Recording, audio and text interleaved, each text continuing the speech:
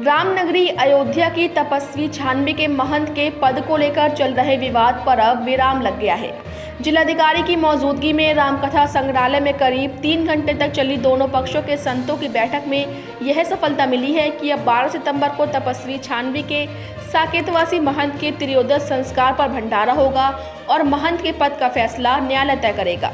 इस बैठक के बाद जिलाधिकारी नीतीश कुमार ने कहा कि दोनों पक्षों की आपसी सहमति के बाद साकेतवासी महंत सर्वेश्वर दास के त्रियोदश संस्कार से जुड़ा भंडारा तो होगा, लेकिन महंत के पद किसे सौंपा जाएगा इसका निर्णय नहीं हुआ है।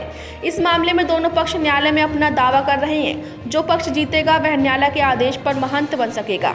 आपको बताते चले कि तपस्वी छानबी के महंत पद को लेकर विवाद गुजरात के अहमदाबाद स्थित जगन्नाथ मंदिर के महंत दिलीप दास महेंद्र भाई और परमहंस के बीच चल रहा था। इसको लेकर रामनगरी अयोध्या में संतों के 2 गुट आमने सामने थे। यह विवाद लखनऊ से होकर दिल्ली तक पहुंच चुका था। इसको लेकर सत्ता के गलियारों में भी असमंजस की स्थिति बनी रही। इसका कारण अयोध्या और संतों का इसके केंद्र में होना था।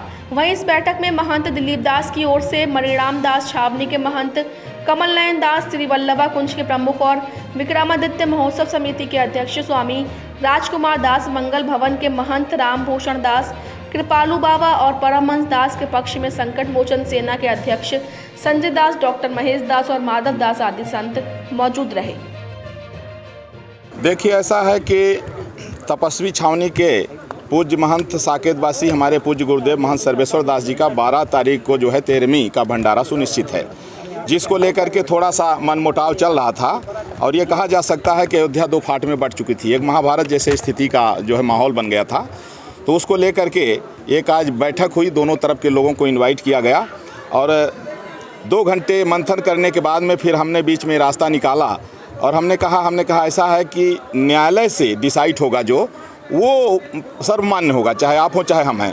और उसके पहले 13 तारीख को एक सर्वसम्मति से भंडारा मिल करके कर लिया जाए और इस पर जो है सहमति भी बन गई है। जहां लोग आपस में जो है जहां थोड़ा सा मनमुटाव था, हम लोग मिल के आपस में बात कर लिए और सारा मनमुटाव ख़त्म हो गया है। 12 तारीख को जो भंडारा होगा बहुत ही सौहार्दपूर्ण होगा और हमारा अतीत तो कहता है वेदों में, पुराणों में, शास्त्रों में कि पहले डकैत भी संतों की संगति में आके संत बन जाते थे। हम लोग अगर साधु वेश बना करके भी अगर संत न बने तो ये दुर्भाग्य होगा। यथावत जैसे चल रहा है, मेरे अभी उसमें जैसे चल रहा है जिस तरह से, वो यथावत चलता रहेगा जब तक न्यायालय से कोई आदेश नहीं आएगा। और जो भी सामग्री बन चुकी है वहाँ लड्डू कचौड़ी इत्यादि, वो भी सहमति हो गई है कि वो हम बंटवाएंगे। वो उन्होंने उसको स्वीकार भी कर लिया है, स्टेटमेंट भी दे दिया है।